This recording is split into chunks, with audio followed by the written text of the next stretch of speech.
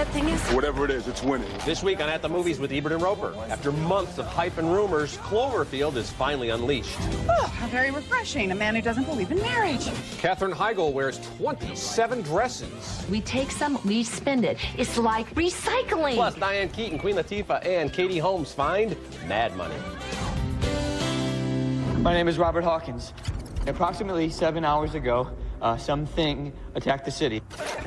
You found this. If you're watching this, then you know more about it than I do. Our first movie is Cloverfield, a movie that's been generating buzz ever since the debut of that ingenious trailer. I'm Richard Roeper. And I'm Michael Phillips of the Chicago Tribune. How you doing, Richard? Michael, good to see you. Thanks for having me back. All right, after months of internet hype and speculation, it turns out that Cloverfield is the name of the meadow where Jane Austen wrote her best work. This is her story. I'm just kidding. I had a lot of fun with this inside-out take on the monster movie. It's Blair Witch Project meets Godzilla with a handful of tension-relieving laughs, a reasonably grotesque big giant monster, and a nice cast we can root for. Produced by J.J. Abrams and written by Drew Goddard from Lost, Cloverfield at first bears the stamp of director Matt Reeves, whose previous credits include a number of episodes of Felicity. What is this for? It's for Rob. Say something to him before he leaves. Rob's awesome. I'm gonna miss it. Rob, have fun in Japan. You owe me $11. How are you going to survive without Rob? He's like your main dude. Yeah, no. Hey, how am I going to survive without you? I don't know. I'm like your main dude. All the attractive 20-somethings here look like they walk straight out of a hipster ad campaign. But they're all pretty good actors, most notably T.J. Miller as the camera-wielding HUD, Jessica Lucas as Lily, and Michael Stahl-David as Rob. Now, Rob's about to take a job in Japan, and it's at his going-away party where something goes really, really wrong.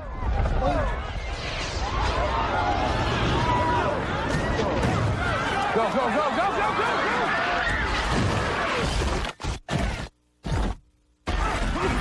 Cloverfield has no soundtrack, no backstory, no subplot, no narration. We stay with this small group as something attacks Manhattan.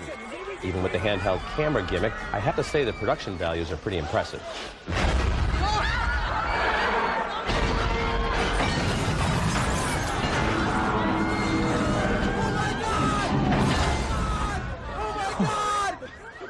Even at a brisk 84 minutes, Cloverfield comes close to wearing out its welcome. And some of the handheld shots defy the conceit of the film unless the guy ended up taping the camera to his head or his hip or something. Cloverfield, despite all the hype, isn't revolutionary, but it's almost as creative as its own marketing campaign. I had a lot of fun with this, Michael. I enjoyed it too. So good, more than good. I would have guessed. Yeah. And as you point out, there's no explanation about why this monster is, where it came from or anything. So it's not like the old movies from the 50s, say Godzilla or The Beast from 20,000 Fathoms, where there's always a scientific explanation. Right. No. It's like, and I think, the kids don't. I don't know if the kids are going to miss that or not. I got to say this too. It's, New York is going through quite a siege lately because you have I Am Legend and you have Cloverfield, and some of the shots in Cloverfield, especially with the smoke billowing down the canyons of Manhattan. I mean, they definitely evoke images of 9/11. So in less than a decade, we've moved past sensitivity about New York being destroyed, and it's now used again as an entertainment and vehicle. in fact, that was one of my reservations about it, because I think the way it pilfers all that 9/11 imagery, that's a little queasy for me. But I think the way they so selectively deal with this monster, he's just like another cranky out-of-town tourist, like Jack Lemmon in The Out-of-Towners, I kind of like that, because a lot of times in these movies where they try to explain it, it's because we've, polluted the oceans and now a monster's come out. It's like, it's just a big freaking monster. Deal with it. And you mentioned Blair Witch Project, which is clearly the visual precedent for this picture. It's also a little bit, the way it strips all that exposition out of the story, it's kind of like those last two Bourne pictures, which is also, the Bourne picture shot, also the Bourne Ultimatum, especially shot in that crazy kind of, queasy-making visual style. This one's almost... a stomachache, but not quite. Michael, that's one last point I want to make about this with the whole handheld camera thing, and I know that gimmick's been done now for at least a decade. I would say this to all filmmakers who are trying to imitate amateur filmmakers, just with a, Sony handy camera or whatever. Most people are better than that by now. They don't really go like this all the time because we've all been, the average 18-year-old's been shooting home videos since he was 4. So people are actually a little bit better about moving the camera around. You don't have to go too crazy with the jiggle cam anymore. I would say this is not an actor's movie, clearly, but I would say of the group, Lizzie Kaplan really stands out as somebody to watch, I think. And it's a good cast. It's a good cast, and 84 minutes long, does the job. Entertaining. All right, there it is. It's a shame, I think, when a movie pulls together a good cast ready to make the most of a caper, and the caper itself turns out to be That's Mad Money in a monosyllable. Diane Keaton stars as the pampered Kansas City housewife of the suddenly unemployed Ted Danson. She gets a cleaning job at the Federal Reserve Bank, and in no time, she enlists the help of Queen Latifah and Katie Holmes in a scheme to scam the Fed out of stacks of used bills earmarked for destruction. Why destroy it when you can liberate it? But first, a little planning. We need a code word like liftoff. Yeah, liftoff. That comes up real easy in conversation. Right. Because you don't want it to be something you could say accidentally.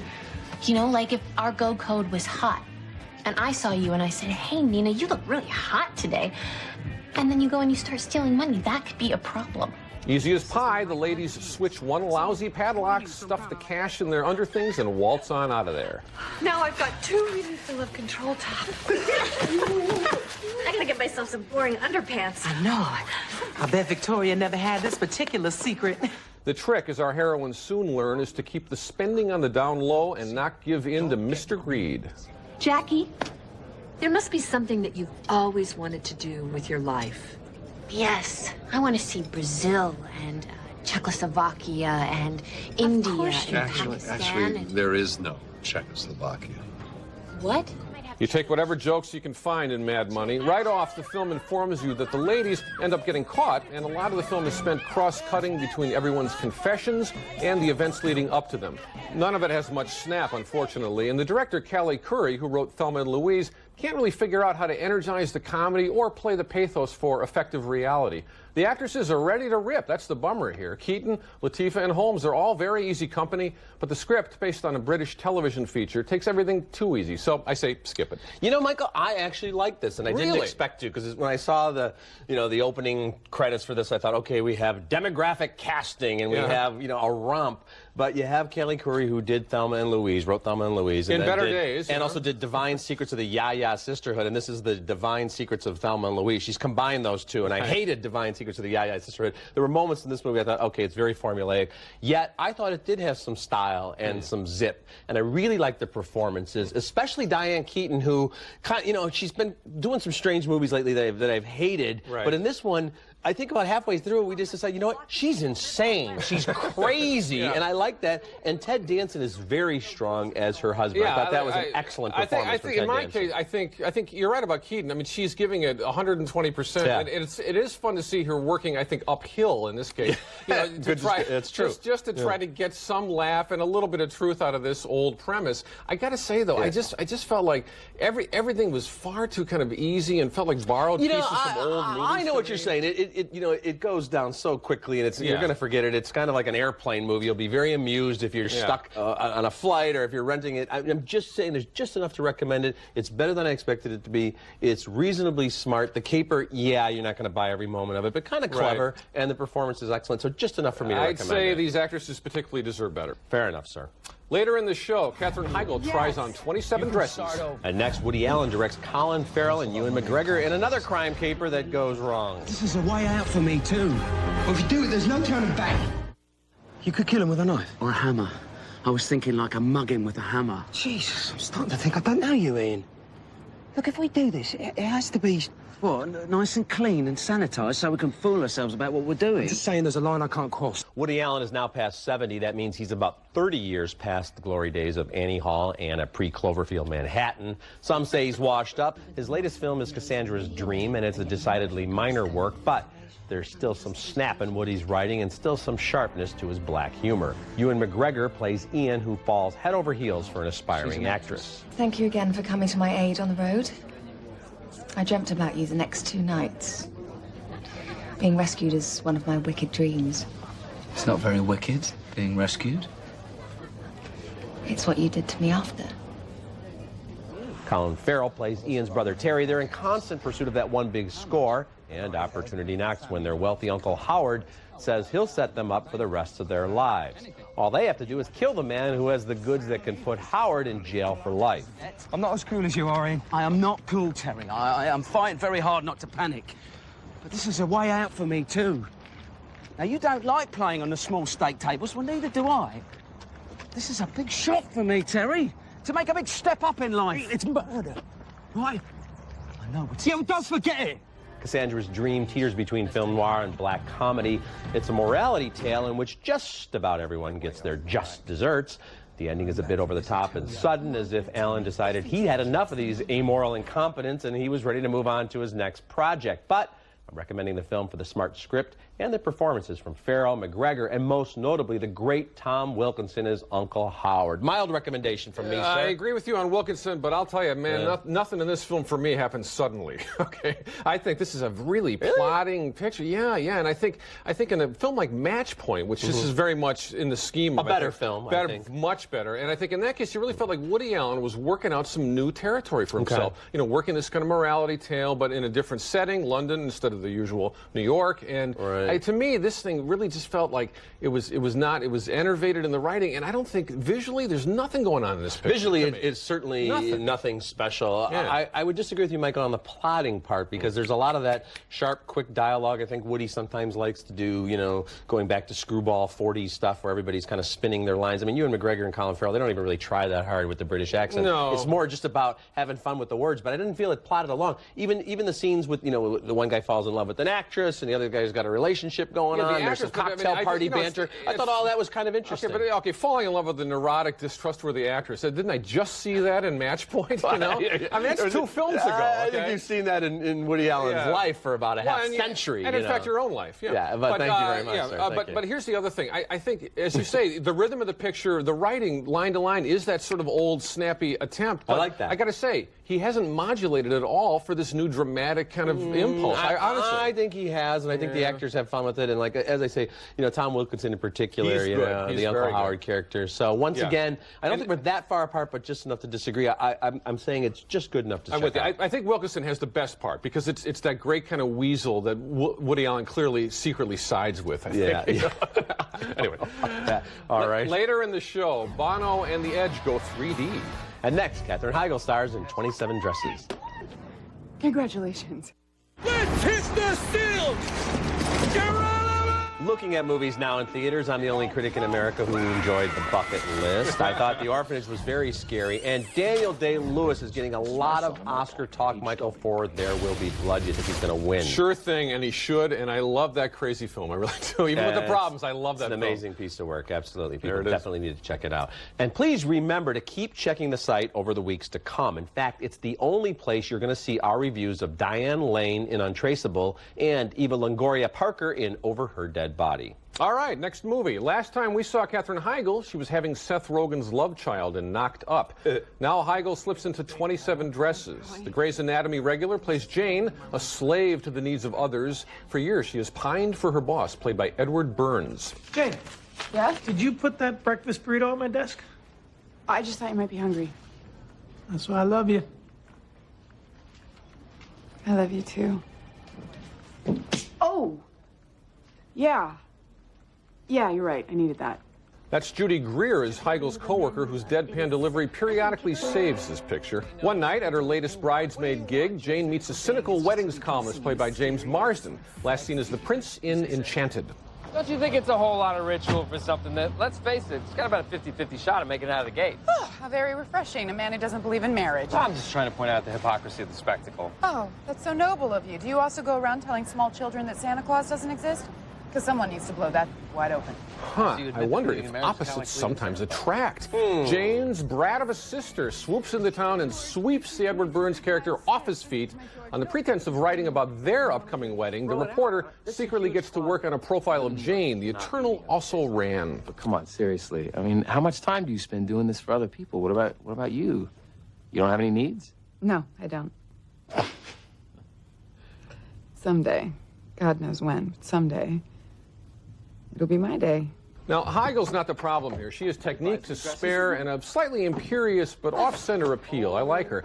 I only wish she and Judy Greer could have hijacked this plot completely. Then we'd be reviewing a movie called Wisecracking Broads of 2008, not 27 Dresses. So for me, a near miss. Not even close for me, Michael. I really couldn't stand this movie. In fact, there was a moment where I thought, oh my God, is she going to try on those 27 dresses? If she does, montage. I was ready to jump off the balcony. Wouldn't it be something if we found a very attractive star and placed her in a vehicle where nobody else seems to find her attractive, and all she cares about is finding love. And wouldn't it be great if she had a wisecracking friend who existed for the sole purpose of wisecracking about her friend's life? And then you have to sit through, instead of the song from My Best Friend's Wedding, which was, you know, Say a Little Prayer, here we have, you know, here we have Benny and the Jets song, you know, it's kind of which is really a song that rocks out a bar, right? And here's the other thing. Heigl has talked in interviews about how she felt it knocked up, you know, which she's very good in, I thought. You know, how the premise of that picture was a little sexist from her point of view, you know, kind of a guy-centric picture. And, I mean, are you telling me that 27 Dresses is actually less regressive and sexist? The women's movement back yeah, because it's all about just sort of being waiting to be saved by your prince. Exactly. And, you know, I know there's an audience for that stuff. And, you know, Michael, I'm not to pile on, but I'm going to pile on. The extras in this movie really overact, especially in some early party scenes. You watch some of these extras, and the director should have called, cut, and fired them. That's how distracting they are. All right, there it is. All right, sir. Our next movie, U2 3D, opens in limited release next week. This is an early review. Now, U2 3D kind of sounds like the name of R2-D2's long-lost twin, or maybe an industrial cleaner, but it's the uninspired title for an inspiring and beautifully shot 3D concert film featuring the best rock and roll band of the last quarter century, U2. And you know what? They're in 3D. Shot in South America during the Vertigo tour, this is perhaps the most technologically pristine 3D concert film ever made.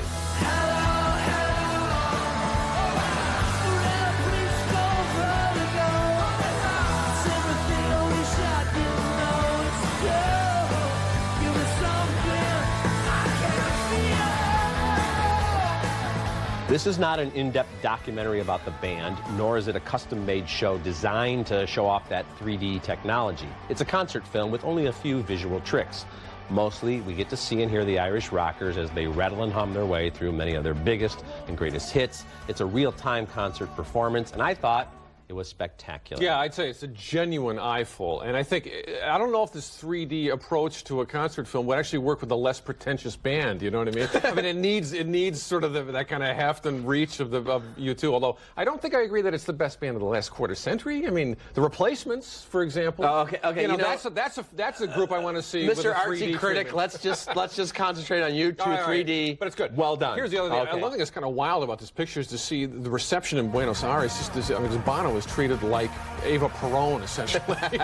I mean, that's a lot of adulation, but it all works because it's a grandiose band, and the visual treatment's grandiose, and it really is effective. Coming up next, a comedy of biblical proportions in our video segment. But first, here's a look at what's coming up on next week's show. Maybe I'm special. You are special. This week's video segment is brought to you by Raisinets. Make a deliciously smart choice with Raisinets. You've been playing kid your entire life, and I just joined the dad team. Looking at movies new on DVD, I didn't much care for the game plan, but it's okay for a rental for a family film. Not a fan at all of Mr. Woodcock, and I hated Good Luck Chuck with Dane Cook and Jessica Alba, one of the worst movies of 2007. However, Michael, I do have two films that I will recommend. Neither one of them really connected with audiences in theaters. First, there's The 10, which is 10 short films based on the 10 Commandments, some of them very funny, and Paul Rudd is the connecting force with all these, and I love him. And Winona Ryder's in here. She falls in love with a puppet. And Gretchen Mol falls in love with Jesus. And Jessica Alba's in here. And then The Hunting Party, which I really like, with Richard Gere and Terrence Howard as these two journalists. It's sort of like a distant, raucous cousin to The Third Man. The whole idea of what happens after war when people are trying to figure out a way to carve out. Yeah, I'd say I really like Richard Gere. I go a half recommendation on The Hunting Party, but but it gtes points for trying, so there it is. My video pick is actually playing some theaters in the coming weeks, but most viewers can also see it from the comfort of their own home through on-demand next Friday. Maybe that'll convince the average moviegoer to set aside 2 hours for a wrenching drama called 4 Months, 3 Weeks, and 2 Days. Just this week, the Academy Awards nominating committee failed to give this film even a shortlist spot for the Oscar this year. It's a crock. 4 months, 3 weeks, and 2 days is painful but unforgettable. They have a very twisted and very wrong-headed and very stupid way of picking films for documentaries and foreign films with the Academy. All right, The 10 is available now. The Hunting Party will be available on Tuesday. And 4 months, 3 weeks, and 2 days will be on demand next Friday. Check it out. We'll be back to recap this week's show right after this. Closed captioning for Ebert and Roeper is sponsored by... Man has evolved to the point where he no longer needs to stand in line for tickets. The MovieTickets.card, available only at MovieTickets.com. Guests of Ebert and Roeper stay at the Peninsula Chicago, the city's most exciting luxury hotel located in the heart of Chicago's Magnificent Mile. Okay, recapping the movies on this week's show. Neither of us liked 27 Dresses. We split on Mad Money and Cassandra's Dream. I liked them both. Michael did not. We're both recommending U2 3D. And the movie to see this weekend, Cloverfield. Yeah, it is. I enjoyed that film, you know? I think some people are going to hate it, but I think it's kind of cool that this early in the season, we already have a Buzz movie to kick around. Will the kids go for it, do you think? I think some of the kids will go for it and some of the kids will hate it. Okay, there you go. All right, you can go to atthemoviestv.com. In fact, it's the only place where you can get my take on this year's Golden Globes and my thoughts on what might happen with the Oscars this year. That's it for this week's show. Until next week, the balcony is closed.